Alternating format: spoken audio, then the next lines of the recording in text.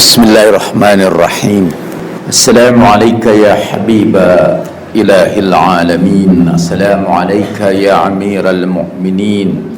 Assalamualaikum ya qurrata aini rasuli rabbil alamin.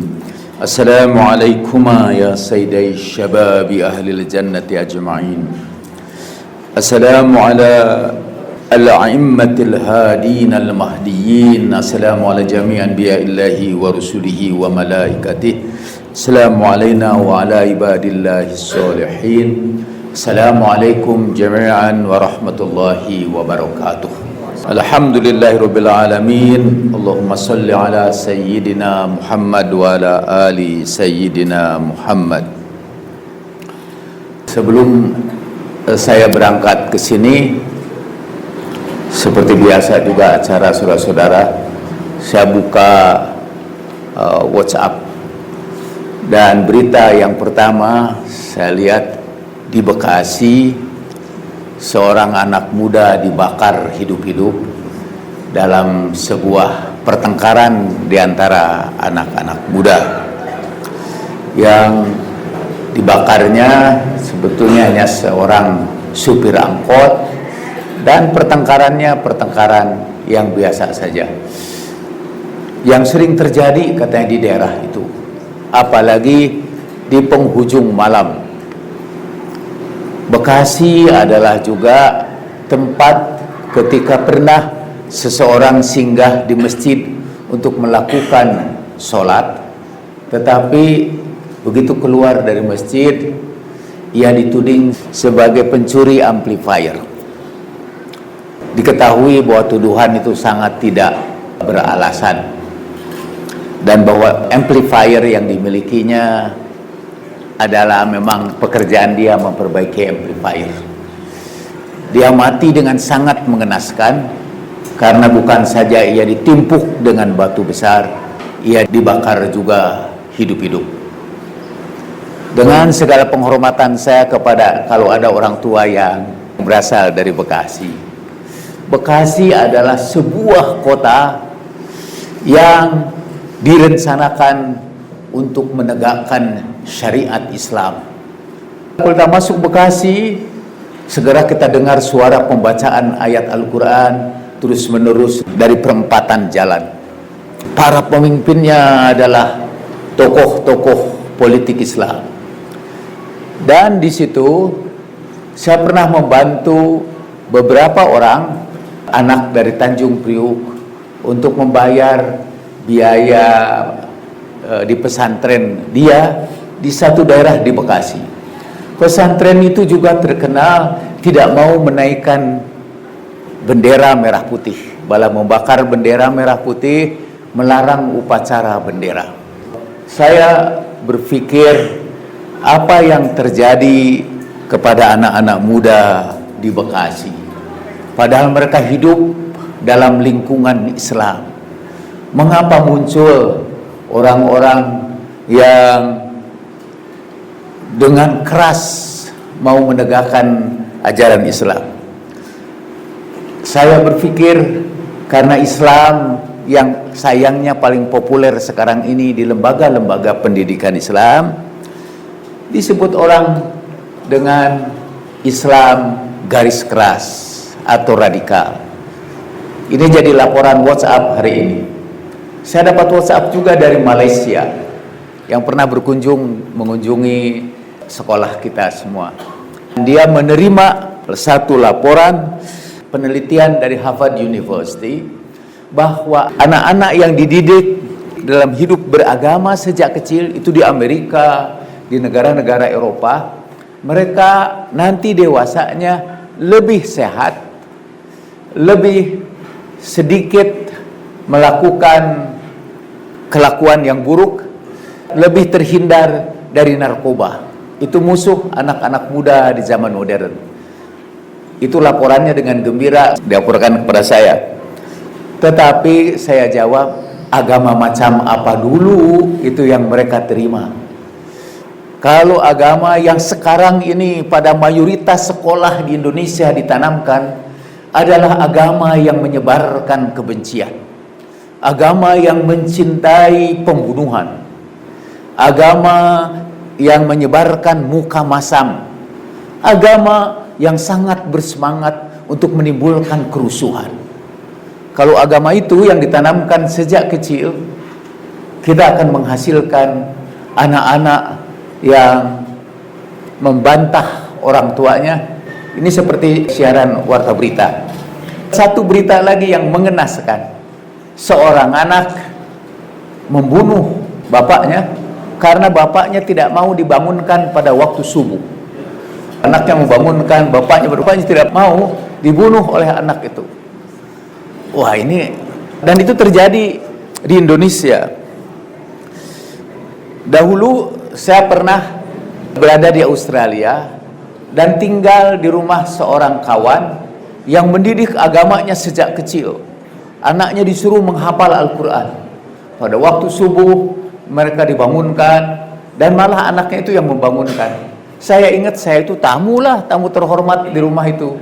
Cuma karena rumah di Australia itu tidak bisa menampung banyak orang seperti rumah saya, jadi saya tidur di bawah aja, dihampari karpet. Dan pada waktu subuh ini kepala saya ditendang-tendang, subuh oleh anak di rumah itu.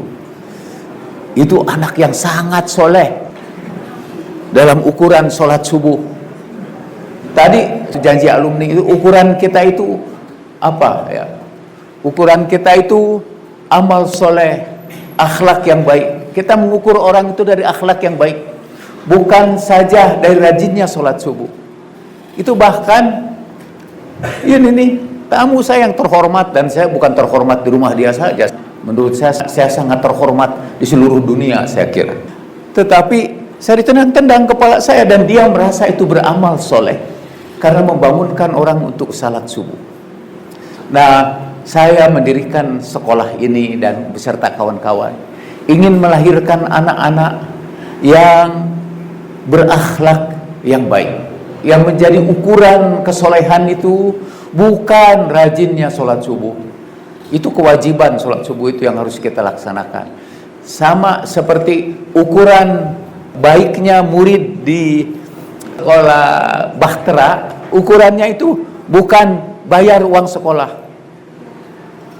Walaupun bayar uang sekolah itu kewajiban, tidak bisa ditegakkan sekolah ini tanpa bayar uang sekolah. Mohon maaf, ini tidak menyindir siapapun, tapi itu kewajiban, bukan ukuran anak sekolah yang baik. Ukuran yang baik adalah prestasinya di dalam belajar, akhlaknya yang baik.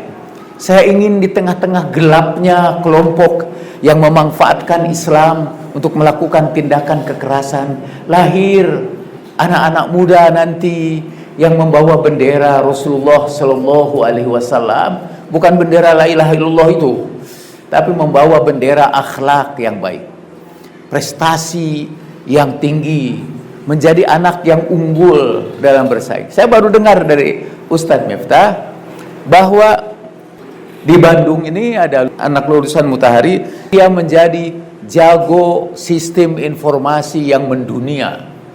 Dalam urusan komputer dia mendunia. Kemarin Ibu Nina bercerita tentang anak generasi pertama dari SMP Bahtera, anak Ibu Nina. Dia menjadi seorang inventor, menjadi seorang yang kreatif, yang menemukan beberapa aplikasi baru, beberapa penemuan-penemuan baru. Kita nanti mengukur anak-anak Mutahari, ibu-ibu dan bapak-bapak, jangan ukur anak Mutahari dari ukuran-ukuran yang lain. Ukuran agama kita ialah akhlak yang baik. Anak-anak kita memang dipersiapkan untuk berakhlak yang mulia. Nanti ibu-ibu dan bapak-bapak, satu saat nanti bapak-bapak dan ibu-ibu orang tua akan bersyukur memasukkan ke sekolah Mutahari yang dipandang sesat itu, memasukkan anak-anaknya ke sekolah Mutahari dengan jumlah yang kecil aja ini. Saya lihat perempuannya tadi cantik-cantik semua, dan insya Allah berakhlak yang baik. Kalau kata ibu-ibu yang suka ke salon, kata yang penting itu bukan kecantikan luar, tetapi inner beauty, kecantikan dari dalam. Walaupun ibu-ibu itu menghabiskan duit banyak di salon, bukan untuk inner beauty. Nah, putri-putri ibu insya Allah akan menjadi perempuan-perempuan, bukan saja imro'atun solihah seperti kampanye para kaum radikal, tetapi perempuan-perempuan yang menampakkan inner beauty karena akhlaknya yang mulia. Pertama kali juga ketika kita mendirikan SMA Mutahari sebelah sana, kemudian sekolah-sekolah yang lainnya, pusat perhatian kita pada akhlak yang mulia. Dan nanti sekali lagi ibu-ibu dan bapak-bapak orang tua akan bersyukur bahwa mereka telah memasukkan anaknya ke sekolah bahtera. Di antara doa-doa yang saya masukkan di dalam setelah salat saya atau pada waktu-waktu ibadah saya berdoa untuk semua anak-anak mutahari yang buat saya adalah anak-anak saya sendiri. Ada orang mengatakan ada anak biologis dan ada anak spiritual. Putra-putra bapak-bapak dan ibu-ibu yang berada di SMP, SMA, Sekolah Cerdas Mutahari dan SMP Mutahari di tempat yang lainnya adalah anak-anak spiritual saya yang kemuliaannya ditandai dengan akhlak yang baik. Kalau kalian ditanya nanti tentang agama macam apa yang diajarkan di sekolah kalian, kalau ditanya agamanya agama apa, katanya agamanya agama Syiah atau agamanya agama sesat. Yang sekarang alhamdulillah kesesatan itu dijadikan jualan, baik untuk dagang sekolah juga untuk dagang politik. Jawablah seperti Rasulullah Shallallahu Alaihi Wasallam menjawabnya. Jadi satu hari ada orang datang menemui Rasulullah dan dari bagian depan ia bertanya, "Ya Rasulullah, apa agama itu?" Nabi berkata, "Agama itu akhlak yang baik." Lalu ia menarik tangan Rasulullah dari sebelah kanan. "Apakah agama itu?" "Agama itu akhlak yang baik." Dia tarik lagi Rasulullah ke sebelah kiri. "Apa agama itu?" "Akhlak yang baik." Dan orang itu kemudian loncat ke depan. "Apa agama itu?" katanya. Kata Rasulullah, "Kau tidak juga mengerti, agama itu akhlak yang baik." Dan sebagai contoh katanya, "La taghdab," janganlah engkau menjadi orang yang pemarah. Kemuliaan seorang muslim diukur dari akhlaknya. Kalau juga belum mengerti akhlak itu, kata Rasulullah, lihat misalnya apakah dia orang yang pemarah, yang mudah tersinggung, yang menyebarkan kebencian, yang menimbulkan permusuhan, yang menggalakkan kerusuhan. Itu contohnya. Kalau itu dilakukan, itu berarti dia tidak beragama. Karena beragama adalah kemampuan mengendalikan hawa nafsunya dalam situasi apapun. So, kalau kalian ditanya ini apa agama yang diajarkan di sekolah kalian? Agama itu adalah akhlak yang baik. Innama bu'ithtu liutammima makarimal akhlak. Aku semata-mata diutus hanya untuk menyempurnakan akhlak. Dan beliau tegaskan dengan kata hanya. Innama, hanya. Aku ini semata-mata diutus hanya untuk menyempurnakan akhlak. Dan siapa saja yang akhlaknya mulia, walaupun kafir sekalipun, adalah kekasih Rasulullah Sallallahu Alaihi Wasallam. Dan siapa saja yang berakhlak buruk, yang menyebarkan kebencian, yang mengumbar kemarahan, yang menggalakkan kerusuhan, adalah musuh-musuh Rasulullah, walaupun dia sholat subuh dengan membangunkan dan menginjak kepala orang lain.